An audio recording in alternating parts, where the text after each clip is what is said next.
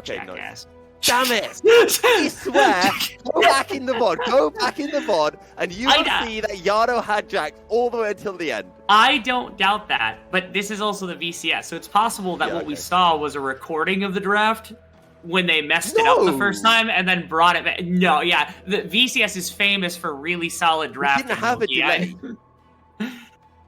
But again, if they recorded it and they knew that it was messed up and then they played it, they just redrafted again live during a break or something like that, like if they're a minute delayed or something, then it might have fixed it. Again, maybe it also just didn't change on screen. Maybe they didn't bother to actually change it on the overlay or something like that. Yeah, because clearly, when you're doing it on the overlay changing, it's not scripted, right? Someone actually has to click a button to make it do that. Maybe they do. How do you know? Maybe they do. Okay, so let's put it like this, right? We literally have an exodia of a VCS game. We had weird random bug in draft. We've got Punjax.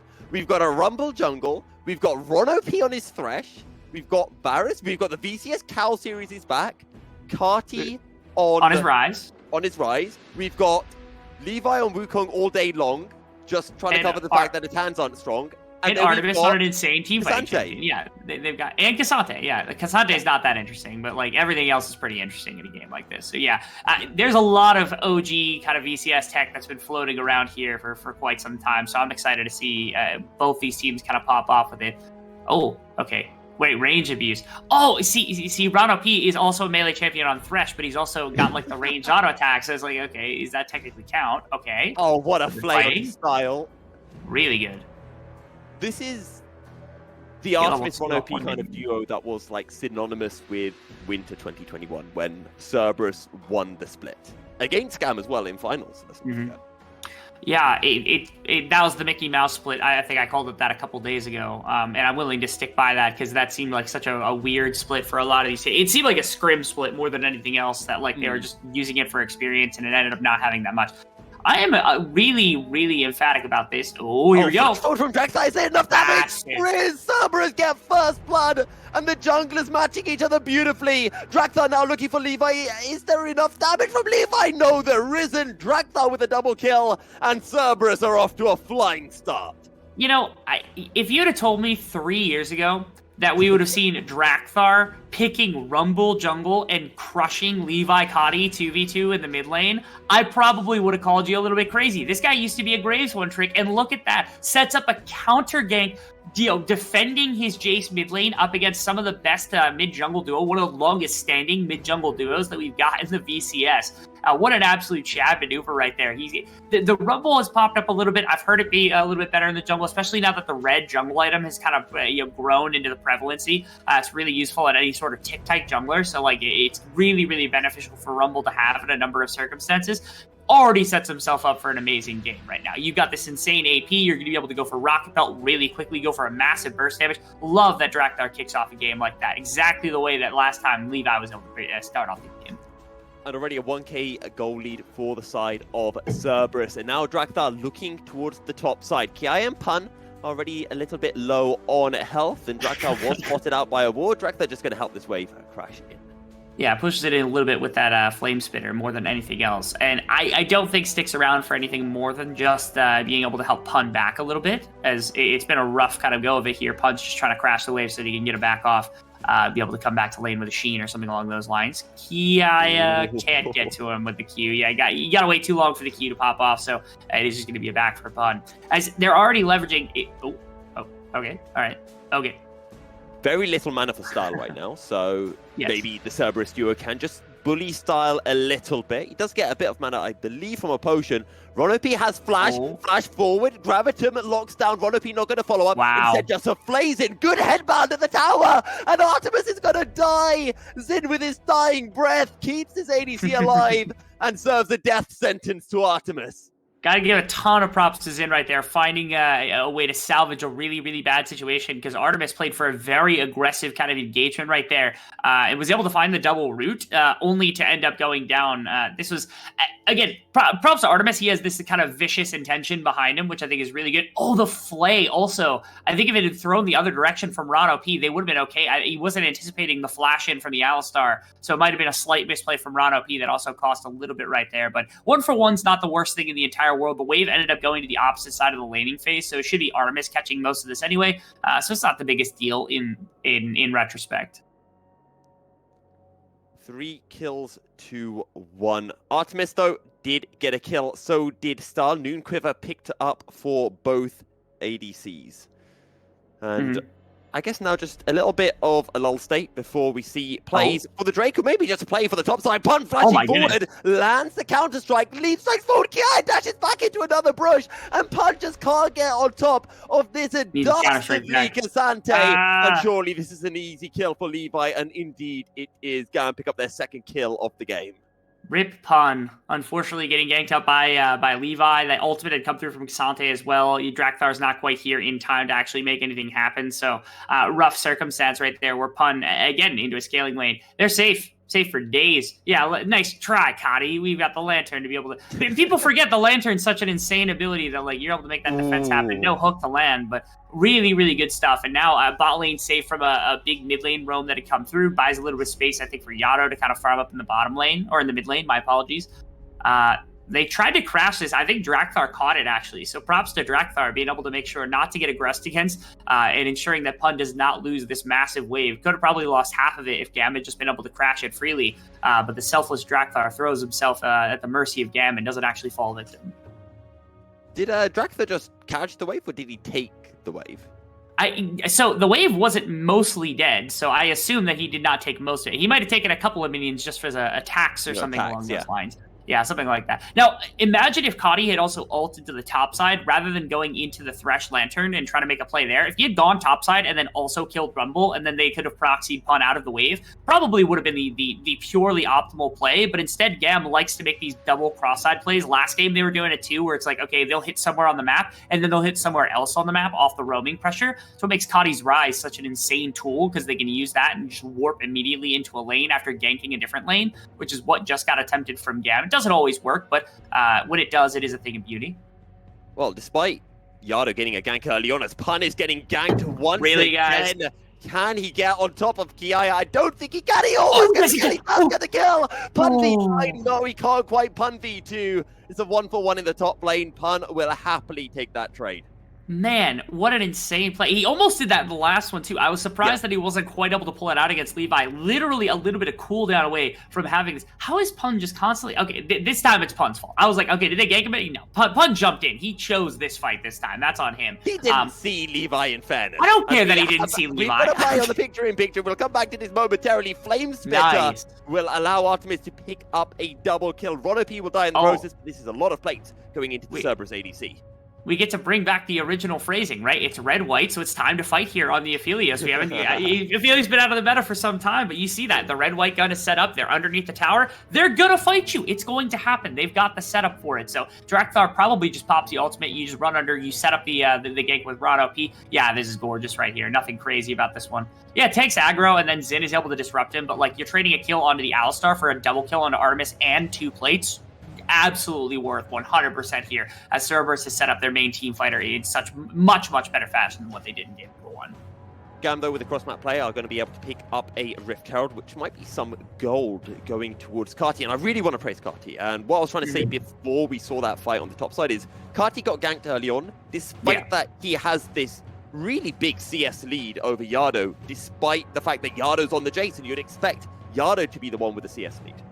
I would not expect that in current Jace, at least not right now. Not to say that it wasn't always the case, but Rise does have really good kind of wave clear, and it is Kati's comfort champion, so you got that as well. Ooh, do we get more? Another equalizer doesn't have ultimate. Oh, yeah, he does. That sentence will land, cleansed by Xin, and that is going to be the chains of corruption. Down will go Drakthar, and a shutdown for Kati, who continues to gain gold. Good use of the chains of corruption, good use of punishing a melee champion here. That's the one really big issue, I think, for Cerberus, is that they, outside of Pun, they don't really have somebody that's willing to jump in. They've got a couple of champions with decent CC or decent kind of team-fighting maneuvers, where you've got, like, Rumble ultimate, Thresh has got a couple of things that you can utilize for pick tools and things along those lines. But, like, nobody is really designed to start a fight. You don't have a Cassante to just go jumping in. You don't have an Ornn ultimate. You don't have, like, a Scion ultimate. You have no initiation, for the most part, for big fights if you don't just drop a bunch bunch of damage. And you saw it kind of right there where GAM is this kind of brick house. The equalizer doesn't do as much as they really wanted it to. And after that, you just don't have the tool to be able to continue the fight afterwards. 6 kills to 5, just over 10 minutes into the game, and a half a K goal lead also for the side of Cerberus, but a much more even game than what we saw in game 1. The one thing that I am scared for the side of Cerberus is just how devastatingly strong I think Kati is going to become. Doesn't have the Rod of the Ages yet, as I'm going to hold that thought, because Dragthar sneaking his way up towards the top side. Okay. You have to make Kiai out just a little bit further, but it's just not going to be the case. Ooh. Oh. Well, Kiai baited Dragthar to come out of the brush. He dropped a ward in as well. Just had a sixth sense that Dragthar might be looking for some evil shenanigans on the top side of the map. Yeah, it doesn't end up getting anything really crazily from it, but he's able to make something happen. Okay, a lot of damage. Dropped in Levi. Kati's here too. It's a lot of damage, but that's in the 1v1. Eventually, Kati shows up to make it a 2v1, and Yado is forced to burn his flash. Genes of Corruption come through in the bottom lane. The box finds a slow on to Zin, and Ron OP can't really follow up on this play. The Moonlight Vigil is so much damage on Sal. Forces the flash forward from Artemis. Gets the kill, and this time, Zin cannot push Artemis under a tower. Wastes the Ignite, in my opinion, and Artemis picks up the double kill. That was a masterclass at Aphelios. If you're curious about how to play Aphelios, that right there is the example of how just ridiculously powerful this champion can be when you're able to understand how your guns kind of manipulate with one another. Finding this really good aggression angle. Look at this. From the top rope, he hits the Moonlight Vigil, is able to kind of Gale Force in, uses the Dust Wave for an additional proc, and all of these additional shots are just like damage you aren't tracking the entire time, right? You're not expecting to get multiple auto attacks in there just from the gun, like kind of skill abilities in the midst of everything. And all of it stacks together in such a perfect way. It's kind of unreasonable. The only other champion that does stuff like this is Lucian when he's got Gale Force, where it's like he kind of pops in out of nowhere with like a Nami E, and then you just get popped for like 3,500 damage for absolutely no reason. You saw Artemis can do the exact same thing on the Aphelios if you are not prepared for it.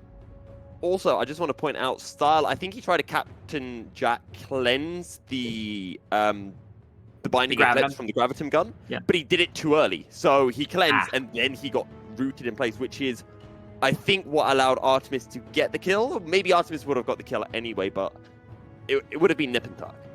It would have been really, really close. One way or another, the Style was getting driven out of the laning phase, and Zin was going to die. So either way, that would have been fine. Honestly, probably, I'm not going to say it ended up better that he died, because there's more gold that goes over to Artemis. But it was just a really solid play on bottom side. And again, Artemis now, your primary team fighter, set up a lot better. Last game on the Kai'Sa really did not have a bunch of gold to start with, did not have the team fights go their way. But in this one, Artemis and Ron OP have been dominating the laning phase. So a much better ground to kind of stand on here. GAM's not out of it by any standard, but with Artemis being this powerful, this is where Cerberus really starts to shine.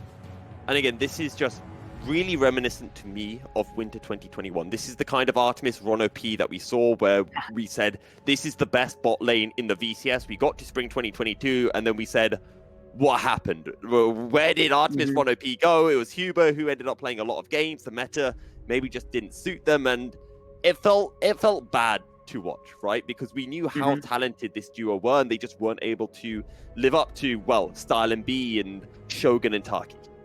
Yeah, I think anybody who hasn't been a long time kind of viewer of the VCS, like if you've been watching, look at it, like, Artemis. You see, in the middle of that, you got red-white. What happens when you get red-white, Milky? You fight. It's just that simple. I think him being 5-1 and having Gale Force is the main difference, but it is a 3v3. Levi's trying to get on top of Artemis, and there is a lantern, but Artemis can't click it. It's the shutdown for Levi, and Cerberus will get nothing. Ron OP accidentally clicks his stopwatch and goes golden, so that's one ability, effectively, that he no longer has. Okay, now, out of fairness, everybody's driven out of the fight for the most part. You're going to take a bunch of damage. You're not going to be able to stop. It's probably going to be dragging, going over to the side of Cerberus, so they're going to get the Infernal Dragon. If we get a replay of this, yes, I will need to discuss something, because that was, it was, okay. Anyway, when we get to it, we get to it. Something good or something bad?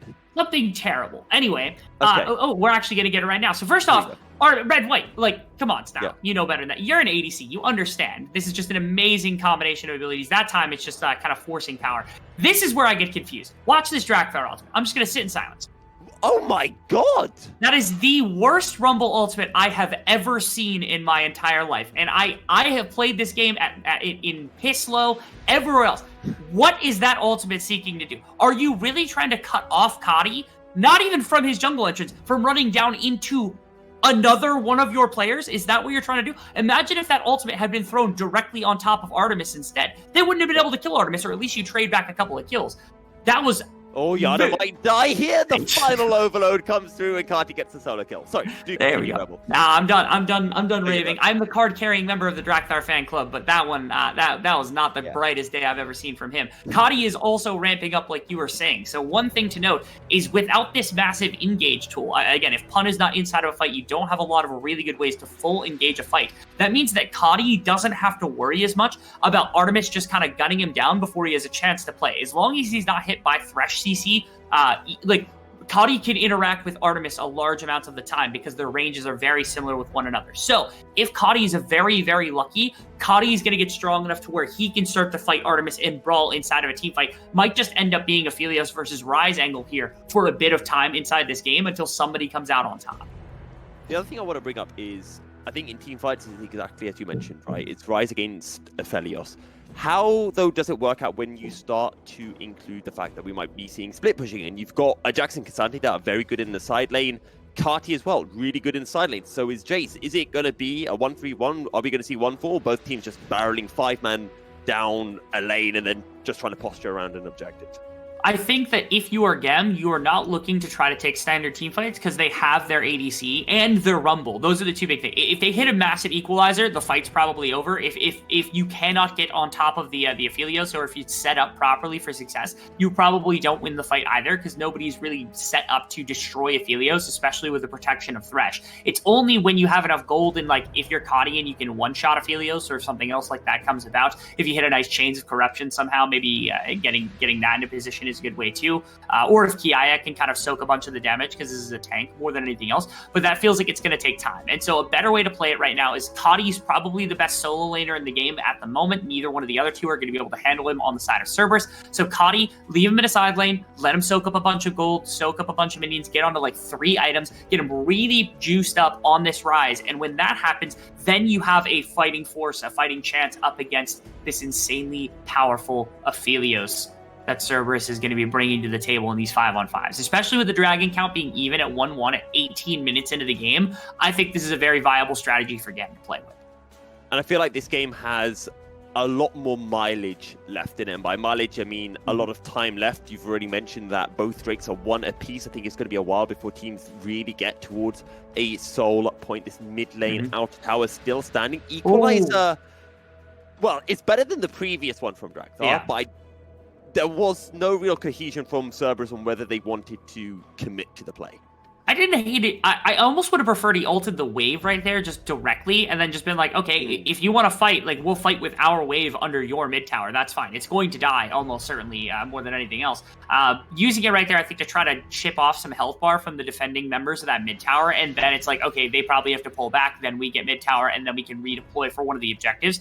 Now it's like, if they stay, which is what they're doing right now, if I were Aphelios and I were Thresh, I would be standing up super far in the laning phase. I would push up mid lane. I would take the mid tower. But it means that GAM has first set up for Dragon if you do that. And you're noticing right now that I think Artemis is the last one to start taking the back. I don't know that Artemis needed a back. I don't know what components you're going to be able to buy as the Aphelios here because you've already got Bloodthirster. I think you just bought that item. So it's a crit cloak. Yeah, he had 1 crit cloak in the tank. I wonder if that was worth not taking the mid tower and instead kind of going for this back so they can set up for the dragon. Assumably Cerberus, they realized that GAM is going to be kind of juicing up, getting ready for a 5-on-5 team fight in a side lane kind of manner. And so they're the ones that want to be making plays for this dragon as one of their win conditions. Kati just hovering in the top lane, almost found an angle to collapse onto Pun, but Pun didn't get overly aggressive. We do have a Drake in 15 seconds time, and both of GAM's members on the top side have a teleport available to them. The biggest thing is that if Cerberus wants to play this game correctly and they want to try to generate 5-on-5s, playing around neutral objectives is easily the best way to do so. Because it means that, like, if GAM doesn't challenge them, they get a win condition by just stacking dragons. And if they do challenge them, they get what they want in the 5-on-5. Especially if they're the first ones there, it's easier to hit a big Rumble ultimate. So GAM is playing this game out how we expected them to, and Cerberus is playing this game out, I don't think, quite as well as we expected them to, because I was anticipating them to just go for dragon. Like, they cracked mid tower, had a wave going in, walk into river, like just sit there. The only problem is that like Pun right now has TP. Kiaya is already in this fight. They might just be using this on the side of GAM to get into the river first, which is working right now, actually. Yeah, and it's going to save a teleport for side of go. GAM. Although Kiaya does, a teleport equalizer comes through. Pun is now in the fight, but Rono P is solo. Zin dashing forward. But look at Pun on the side of the fight. He's forcing Carti and Star away, allowing Cerberus just to take a 4v2. Pun eventually does, but the health bars are so low from the side of GAM. Artemis with the Gale force forward. Zin will fall a 1-for-1 top laner for support. But Carti is incredibly low. He's going to have to recall, does have the teleport available. Yeah, we'll be able to kind of rejoin this fight. And the biggest thing is that Levi is full health versus he's currently Artemis with full health. Artemis wants the smoke really badly here, has flash and cleanse. I wouldn't be shocked if they tried to re-engage this to get the dragon, to get the fight. If I were GAM, I would be very, very cautiously. Oh, here's Carti. Very, very big shot blast. Yeah, that's what we're looking at.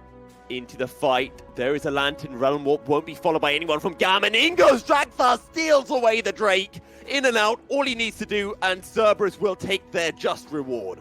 And a very big win, right? They take the team fight. They don't lose either of Artemis's summoner spells. They end up in a position where they grab the dragon. That's everything you could have ever possibly wanted. And funny enough, it's actually playing out exactly like we expected it to, right? It was like Artemis was able to relatively free fire into anybody standing in front of him. Doesn't quite have the damage to crack through Kiaya. You can see that as the fight goes on. And the opposite side, it's Pun with a massive flank, but it's Rise that ends up killing him. They try to pick off Kadi. There's a really good ultimate chain in CC chain. I thought that was going to kind of be the doom of the fight. The problem is Style gets jumped on, and then Pun has no way to go anywhere else. Kiaya kind of turns to make sure that he got space for it. And is Artemis, again, kind of cleaning things up to the best of his abilities.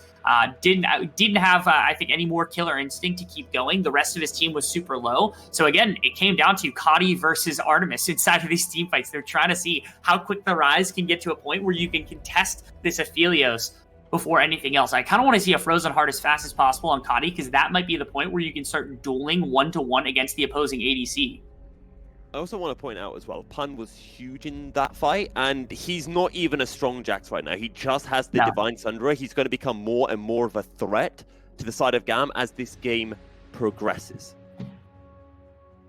Yes, not only is a just pure kind of team fighter, but also in the side lane, I think it gets a little bit better. But I don't know that there's ever going to be a point in this game. Pun seems like he's too far down to actually really become this massive side laner where, like, Kiaya's not going to be able to step to him. Kiaya's already on 2 armor items. I like, Jax probably isn't going to be able to be this massive, like, crazy kind of split push threat. Instead, just is this one engage tool that they've got. So utilizing him as such, they kind of have to prepare that. Wow, that was insane. A little bit better of an angle on that ultimate. It might have actually led to Style dying or having to actually maybe just dying right there. Dragthar coming close with that ultimate. Getting better as the game goes on, not like that one. So just won't mention it anymore. And I'm trying to remember as well, what stats does Jax Show give? Does it give just armor, or is there some magic resist? It gives armor and magic resist, yeah. Okay. And health, I think. I think it gives all of them. Gives everything. I was just wondering as well, if it was just armor items that Kiaya was buying, and then how much damage could Dragthar potentially do, but does need to get that Void Star for what's that other item that gives more magic penetration depending on how low someone is? Shadow Flame. Shadow Flame, there we go. I always forget that, even though I buy it every single time. Horizon Focus is also not necessarily a bad option here, because you've got no magic resistance on Rise, you've got no magic resistance on Style, and if you're trying to cook the backliners of this team with this Rumble ultimate, if you've got a 5-on-5 and it's already been engaged, the engagement's probably going better for GAM than it is for Cerberus. So if you want to counteract that, you throw your ultimate on top of your backline carries. I'm waiting because I didn't think this was going to go that well. He might be at an item disadvantage, but he's definitely not a damage disadvantage. Pun absolutely abusing Kiaya in the side lane right now. Yeah, Pun is cooking Kiaya right there. I don't think Kiaya didn't pop the ultimate at any point, so there was a little bit of a damage difference. I don't think Kiaya ever felt threatened right there was the big thing, and so that's why Kiaya didn't really do all that much, just kind of ran away from Pun, didn't have anything happen. Now you got the real side laner, though, as Kadi steps into the position and says, all right, step up again, bud. Let's see what you got, and he walks away, which is fair. Yeah. They've got an angle for top tower, which they probably should have taken advantage of. They use it to clear out Baron area, but I almost would have liked to see that Yato getting a bit more gold. Yano has been probably the most down bad kind of player inside this game when it comes to gold, was kind of suffering in the laning phase, has finally started to come in, starting to get the scaling with a little bit of lethality. Monimune now done as well. So the shock blasts are going to start hitting a lot worse. This means like if Kadi takes a shock blast, if Style takes a shock blast, and then the equalizer gets dropped down, it is possible they just get one shot from that combination now. Well, I think it's time to have a bit of a check into the game. 25.5 minutes in, and a 1k goal lead for the side of Cerberus. Remember, GAM 1-0 up in the series. Both teams undefeated so far in the split. Cerberus 2-0, GAM 3-0. Baron is up on the map, but neither team have really found an angle to be able to take it. And the next objective really that we're going to see a fight for is the Drake. The last Drake, Drakthar, was able to steal very nicely with a Proto Belt, followed by a Smite. And if they can get this next Ocean Drake, they will be finding themselves onto Ocean Soul Point, which will be really nice for the likes of Pun, and I want to say even Drakthar as well. Okay, so a few things to note also in terms of itemization. It's Zonia's done for Kadi, so he's got a bit of armor and also can go into stasis. That's nice when you're fighting up against the Aphelios. Aphelios has finished Infinity Edge, but doesn't quite have Lord Doms yet, which means that Kiaya is still a very legitimate threat, and even Kadi with a bit of armor is still a bit of a threat, although Artemis is still insanely powerful, do not get me wrong, just that the two mega tanks might cause a slight issue for them. And Shadow Flame is now done also for Drakthar. So that is a large amount of penetration against squishy targets that you really can kind of pop and get a ton of value from. So just as a note, Is soloing Drake? It's very likely. Rise pops off, man. Like it's Rod of Ages Rise. He has the sustain to do it. Actually just got it and get TP to get into this fight, or can Realm Warp. They got to go fast though. Like they're losing. Baron's gone. This Baron is going down so quickly. I don't think GAM were expecting how fast Cerberus could burn it down, but with a 6-2 Aphelios, as an equalizer drop down just to get a slow onto Zin and Levi, Cerberus fishing for a potential engage. In the end, can't find any way through. It's a trade of Baron for Drake, with Cerberus getting the better end of that trade. Yeah, the optimal gun-taking setup for that Baron buff is green-white. That's exactly what was held. Again, Artemis is shown a mastery of knowing which guns to have in what situation and how to operate on them, which has been super cool to see, because he's one of our favorite ADCs for a reason, one of the best, if not the best ADC in this region for a reason, and showing the mastery of the Aphelios. Was a champion that he didn't play a ton all the time, even when it was super popular. He wasn't the largest Aphelios. Like, I don't remember him too much for his Aphelios all that much, but this game making me rethink that decision, because obviously going absolutely crazy on this one, looking to try to clean up a game. And now with the Baron buff, like you said, setting up for another Dragon in 3.5 minutes. More importantly, trying to break some of these inner towers. This game feels like it's been at a stalemate for a decent amount of time, and this might be the first opportunity one of these teams has to actually break that stalemate. And while stalemates are boring, it just allows us to feel the kind of tension rise up. And then you know that the next fight is going to be such a big fight that could potentially determine the game or lead to another big fight over some ridiculous objective. But it gives us time to breathe. It gives us the time to break down the game, as you mentioned. Kati having that stopwatch now has a bit of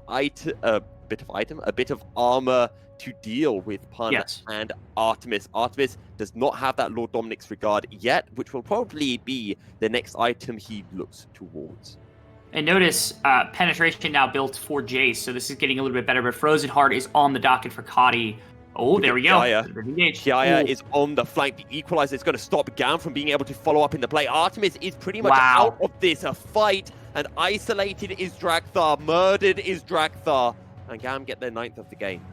Deep flank coming in from Kiaya to be able to find a massive play against the one magic damage dealer of the team, as Drakthar not able to get anything. Again, Chains of Corruption, they're able to fish a little bit better, and I think that's something you have to pay attention to. Flash as well from Xin, being able to, kind of try to grab Artemis from somewhere could be a massive way that this team finds something. But sieging up, they've got the Jace, they've got the Aphelios. It's hard to wreck into this team with the Baron buff. So they crack one tower, looking like they're going to transition into bottom lane, crack a second tower as well. Drakthar, though, still down for another few seconds. The next objective will be the Ocean Drake in just over 2 minutes' time. Cerberus will not overcommit. They know they have a numbers disadvantage in the grand scheme of things, even if Kiai is on the top side of the map, has a teleport available. So it's just going to be back to the standard pushing waves. And this Baron power play from the side of Cerberus, not really good. In fact, they lost gold if you consider how much gold you get for taking Baron, which I think is about 1.8k. Something like that, yeah. It it wasn't perfect. They grabbed a couple of towers. They gave up some gold in a couple of places. I think this game was already super close, like within 1,000 gold, so they ended up getting a bit of a gold advantage. The important part of these itemization breakpoints, Lord Dom's still not quite done for Artemis, and they've got a minute 35. This is supposed to be their setup timer right now, and they've jumped it by a little bit. If I were GAM, I would find a way to fight like as fast as possible. Like fight Artemis. As soon as you see him without Last Whisper kind of completed or without Lord Dom's completed, you know the armor pen is not quite to where it can be here in a bit of time. Artemis is probably just going to be power farming as much as possible to try to crack onto that item so that this, the frozen heart isn't going to do that much, and all this armor that's going to be sitting on Kiaya, even Xin isn't going to do that much. And when that item is broken, that's when Artemis is going to be at the most dangerous. So if I were them, I would look for it. Well, they're not going to find that window anymore. They don't, no. Just completed now. Right. There's a stopwatch available for Pun as he's building towards a Zonya's Hourglass, just so that when he gets on the backline, he can stay alive, especially if you get caught by a Rune Prison or Chains of Corruption. You just want to be able to pull it into stasis, go to sleep for a bit, and then come back once all of that CC has disappeared. Yeah, usually use it as a weapon against squishies in a number of circumstances, but given that Pun is primary engage here, I think it makes a lot of sense because it's your best way for being able to kind of go into the enemy team and then not die immediately afterwards, which is what happened in the previous fight. That if you could buy even just a little bit of time for your team to push back, especially if Artemis is able to buy a bunch of space for you to kind of live inside of, it's going to be the best way to make this happen. Yato also, again, massive difference maker. That is a big ultimate drop. Styles health bar a bit. Can't quite get onto him. That's unfortunate. Yeah. How quickly does that ultimate come off cooldown? Because if actually looking at the timer, it's very quick. So Cerberus just fishing for a potential engage. They're not going to want to fight again until the equalizer is back available. But that being said, they're just going to start on the Drake anyway. Kati and Pun on the top side of the map. Ooh. They have teleports available. GAM will not contest the Drake. This is the right play. Yeah. And they're just going to go for this mid lane outer. Mid-outer, mid-outer, and then also top-inner. Those are the two things that you're actually getting here. Actually, Kati's TPing in because they're worried about a fight.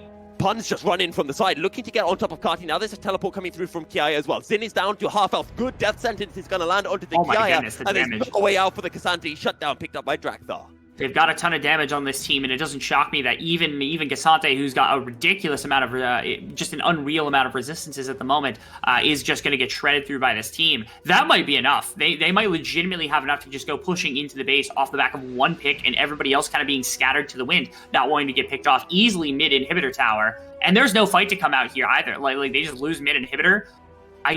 They're not going to snowball into anything else, but they are going to look at Baron, which I think makes a lot of sense. You're down Kiaya. Yeah, Equalizer is going to prevent them from just kind of walking up anywhere, but I would have preferred save it, again, just for a couple more seconds. But Baron buff easily the target now for Cerberus, as they're down a member here on GAM. They don't have their frontliner. And look at that again. Artemis, green and white guns for the Baron, going to be absolutely able to shred through it. Pun is just on zoning duty. He's given a beautiful lantern to get out to safety. Cerberus onto Soul Point. Cerberus with the Baron buff as well, and things are starting to look good if you're a fan of seeing game threes.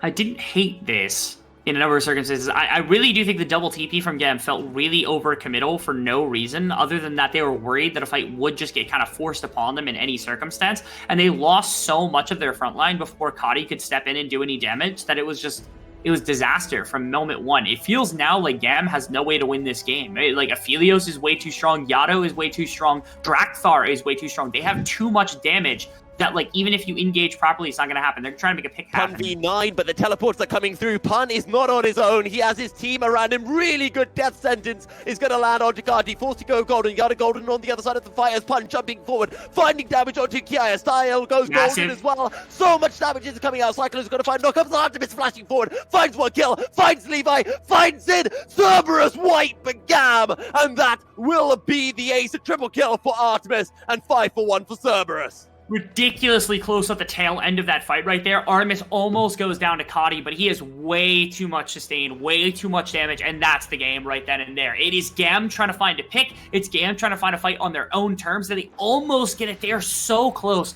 but just cannot make it happen. They do not get the angle for Rise. They are fighting in the midst of a minion wave. I think Kati ended up losing a bit of damage off of that, and if it weren't for a couple of those kind of not hitting, maybe there's a chance that they end up shutting this down and staying in the game, but they waited way too long. Aphelios got way too strong, and Cerberus takes us into game 3. This is the Cerberus we wanted to see in game 1.